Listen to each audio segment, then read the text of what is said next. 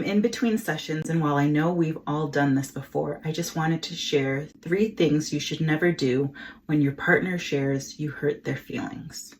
So the first one is to start defending yourself, which could look something like, I wouldn't have done that if you had just, or saying, but you did it to me last week, so you shouldn't have a problem with me doing it to you.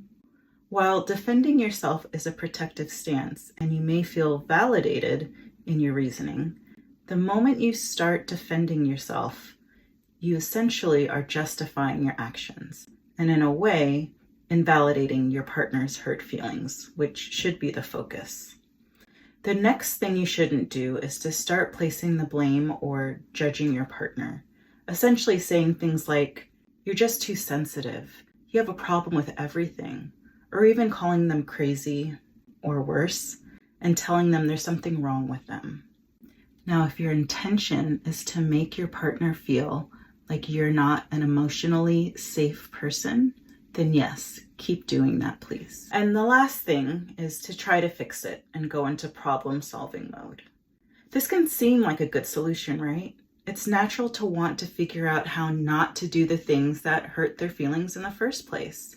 However, when you do this, you actually miss the point, which is addressing their hurt, not problem solving for the future.